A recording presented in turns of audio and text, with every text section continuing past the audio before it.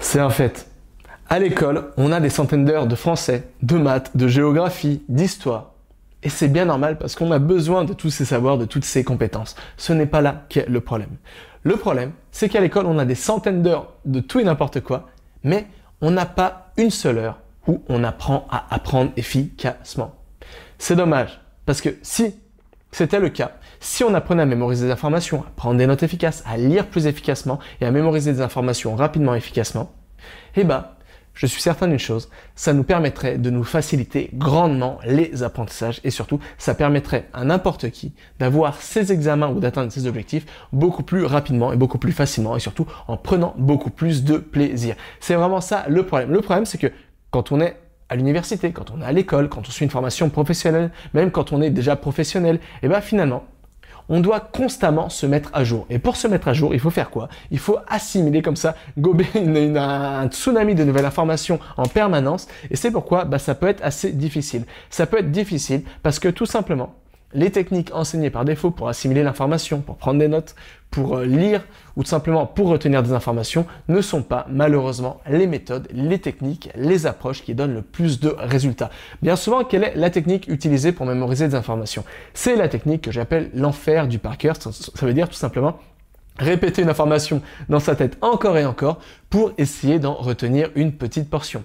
Quelle est la technique enseignée par défaut pour prendre des notes? C'est ce que j'appelle la méthode de prise de notes linéaire. C'est-à-dire prendre un carnet comme ça ou une feuille double et écrire tout simplement comme ça.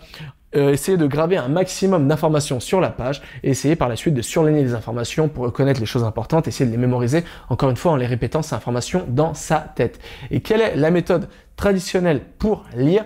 C'est tout simplement de lire avec sa voix interne, c'est-à-dire de se lire dans sa tête les choses qu'on lit, mais pour essayer justement de mieux comprendre des informations. Le problème avec ces approches, c'est qu'elles fonctionnent un petit peu, mais ce ne sont pas les approches optimales pour apprendre.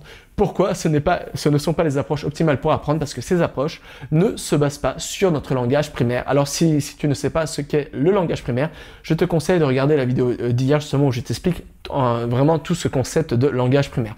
Voilà. Le problème avec la méthode de prise de notes linéaire, avec le par cœur, avec la façon dont on retient les informations, c'est que ce n'est pas du tout basé sur comment le cerveau traite l'information, sur nos facultés cognitives et mentales, et c'est malheureusement pourquoi ça donne très peu de résultats. Et ce, malheureusement, malgré notre bonne volonté, malgré nos efforts et malgré tout ça. Mais tu as certainement déjà un avantage énorme sur la plupart des gens. Pourquoi? Parce que tu sais certainement déjà qu'il existe des solutions pour mémoriser des informations. Il existe des mnémotechniques, des techniques de mémorisation surpuissantes comme le palais de la mémoire, comme d'autres techniques pour mémoriser facilement des informations. Tu sais certainement qu'il existe des méthodes de prise de notes alternatives comme le sketch note, comme le mind map, comme la prise de notes méthode Cornell, comme plein d'autres qui permettent de prendre des notes de beaucoup plus efficaces. Et tu sais certainement qu'il existe des méthodes qui permettent de lire beaucoup plus efficacement et surtout de lire beaucoup plus rapidement sans sacrifier son niveau de compréhension. Donc tu as déjà un avantage énorme sur 99,9% des gens parce que tu sais qu'il existe un super pouvoir. Et quel est ce super pouvoir? C'est tout simplement le super pouvoir de booster ses facultés cognitives et mentales et d'apprendre tout vite et bien. Alors, je parle tout le temps de super apprenant dans mes vidéos, mais finalement, c'est quoi un super apprenant?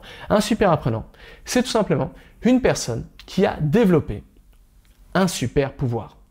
Mais comme tout super-héros, un super apprenant à la base n'est pas forcément quelqu'un qui avait des facilités d'apprentissage. C'est pas forcément quelqu'un qui est né avec une mémoire extraordinaire. C'est pas forcément quelqu'un qui est né avec le don de l'apprentissage ou un QI, je sais pas, de 240. Non, c'est pas ça. Comme tout super-héros, le super apprenant était quelqu'un de lambda qui un jour a eu des difficultés d'apprentissage et surtout un jour a découvert des techniques, des méthodes, quelque chose, il a eu une révélation et a découvert que finalement il existait un monde qui permet de techniques, de panels, tout ça, qui permet d'apprendre tout vite et bien. Un peu comme Spider-Man. Spider-Man, à la base, c'était quelqu'un de tout à fait normal. Un jour, il se fait piquer par une araignée et il développe un super pouvoir. Le super apprenant, c'est ça. C'est un élève, un apprenant lambda, totalement normal, qui un jour se fait piquer par les techniques d'apprentissage alternatives et comprend que finalement, il a un super pouvoir. Et ce super pouvoir, c'est d'apprendre tout vite et bien. Mais malheureusement, ce super pouvoir n'est pas enseigné à l'école. Pas encore, mais j'espère qu'il va être enseigné plus tard parce que c'est vraiment la compétence la plus importante aujourd'hui. Aujourd'hui, je pense sincèrement que la compétence la plus importante, c'est la compétence de savoir tout, de pouvoir apprendre tout vite et bien. Pourquoi? Parce que, comme je le dis souvent, Cette compétence, c'est tout simplement la compétence clé qui permet par la suite d'ouvrir la porte à toutes les autres compétences.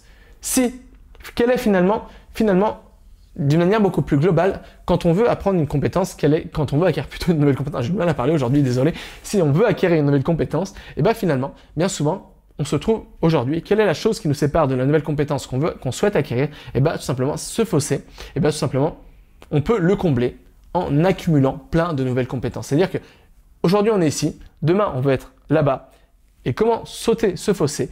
Tout simplement en accumulant plutôt les nouvelles compétences qui vont nous permettre d'atteindre cet objectif. Et comment faire ça? Tout simplement en assimilant des informations, en prenant des notes, en lisant, tout simplement en apprenant, en développant le super pouvoir de apprendre. C'est pourquoi aujourd'hui, je pense que toutes les personnes, tout le monde doit pouvoir avoir accès à des techniques de mémorisation alternative, à des techniques de prise de notes alternatives, à des techniques de lecture alternatives qui sont directement basées sur comment le cerveau traite l'information et donc des méthodes qui permettent d'apprendre tout beaucoup plus rapidement. Et la bonne nouvelle, c'est que développer ce super pouvoir, c'est quelque chose de très simple à la portée de n'importe quelle personne. N'importe qui peut développer ses facultés cognitives et mentales et apprendre à apprendre. Pourquoi? Tout le monde peut développer le super pouvoir du super apprenant. Pourquoi? Parce que ce super pouvoir est à la portée de tous et de toutes. Parce que ce super pouvoir se base directement sur comment le cerveau traite l'information. C'est-à-dire que si on a un être humain, ça va fonctionner pour nous. Et la bonne nouvelle, tu t'en es peut-être déjà rendu compte si tu as déjà suivi ce genre de technique, c'est tout simplement, que c'est quelque chose de très très facile à mettre en place, qui s'apprend très très rapidement et surtout, qui est très très efficace. Alors c'est pourquoi, si aujourd'hui toi aussi tu t'es rendu compte que la compétence clé aujourd'hui c'est de savoir comment apprendre tout vite et bien, c'est développer le super pouvoir de pouvoir apprendre tout vite et bien, alors c'est pourquoi pour t'aider, je t'ai préparé un enregistrement où justement je te partage les secrets pour apprendre tout vite et bien, pour mémoriser des informations efficacement, pour prendre des notes rapides et efficaces, pour lire beaucoup plus efficacement et pour retenir tout ce que tu apprends sur le long terme. Et tout est disponible en cliquant dans le premier lien se trouvant sous cette vidéo. Donc voilà, je te laisse le temps de prendre connaissance de tout ça. Et jusqu'à là, n'oublie pas, tout est possible avec cet apprendre.